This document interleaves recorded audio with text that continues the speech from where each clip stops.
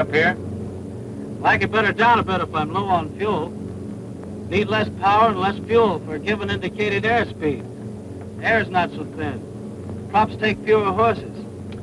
Okay, that's part of it. When you get down to 8,000, you give the command for carburetor filters on, and you finally level off at around 500 feet above your theoretical overcast.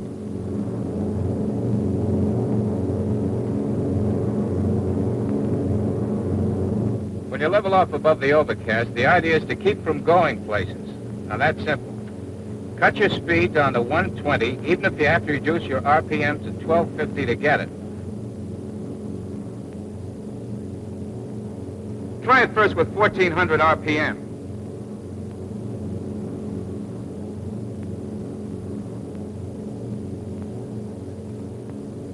All right, reduce manifold pressure. Try it with 26 inches.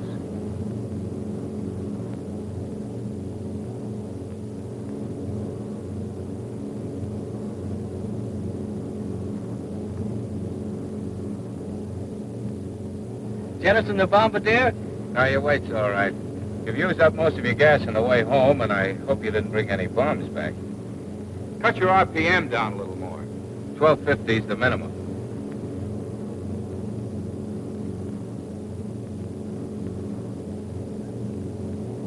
With this hovering maneuver, fuel consumption's cut down to about 95 gallons an hour. At the end of a mission, you'll have a light load, so it's absolutely safe. Keep your banks at a 10-degree angle and just sit it out. Regular helicopter.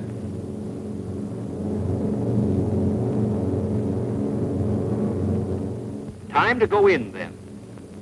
Landing instructions from the tower, weather, altimeter setting, and back to work again. When you're ready for a landing, be sure your co-pilot runs through the checklist.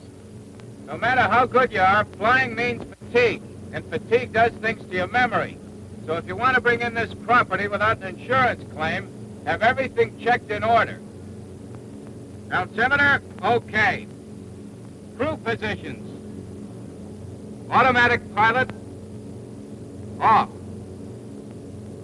Crew members at their proper stations. Side guns stowed.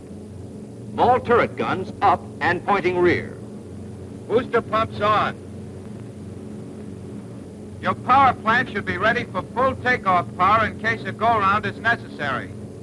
Mixtures auto-rich, intercoolers cold, carburetor filters on, wing de-icers off. That's important. Wing de-icer operation changes the stalling characteristics of the airplane.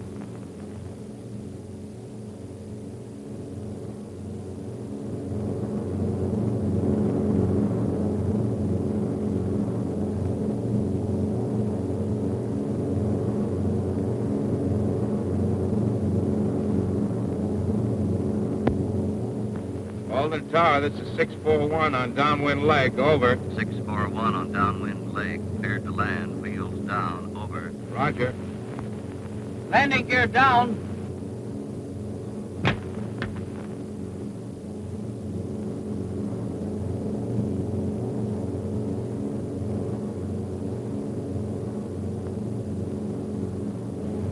Down left. Down right.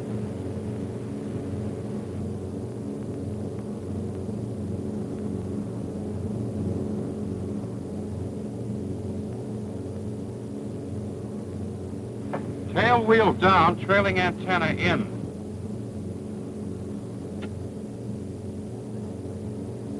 Check brake and hydraulic pressure.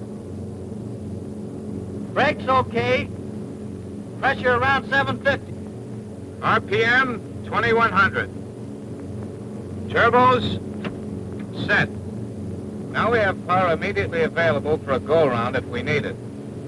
Flaps should be lowered on the downwind leg, but not until airspeed's below 147. 1/3 flaps on the downwing leg, full flaps on final approach. And if you have to go around, you don't need to milk up your flaps. They'll come up slowly enough. You hold airspeed at 130 indicated on the base leg of the pattern. Then, in a matter of seconds, you make your bank into the final approach.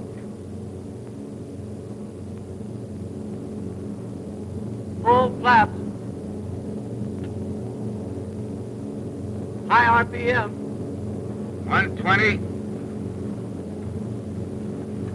115. Don't close your throttles until you're sure of a landing. 112. 110. Freezer on.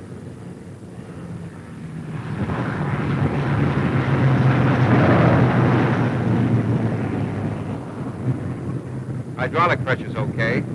Otherwise, you'd gunner and take off again.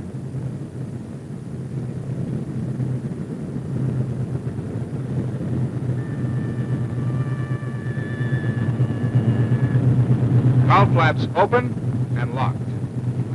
Turbos off. Booster pumps off. Wing flaps up. Get them up sooner if you have a muddy runway.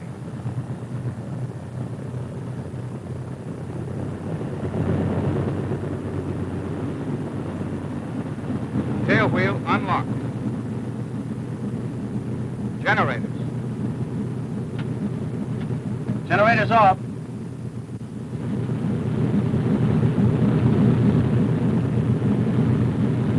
Cutting the inboard engines is the co-pilot's duty normally. The pilot should keep his mind on his taxiing. But it's quiet on the hangar apron today, and the instructor asked you to do it. Good thing, too, since you weren't too sharp about it. You can cut your inboards now. Check turbos off first. You need engine oil pressure to open the wastegates. No. Rev them up to 1,000 before you cut them.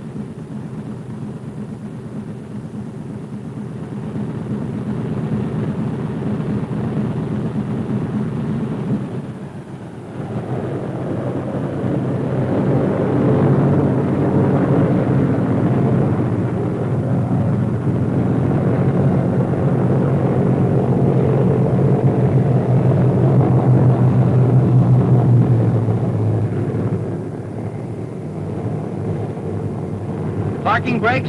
No, hold it until the chocks are in. If you set your brakes on hot drums, you'll bake the expander tubes.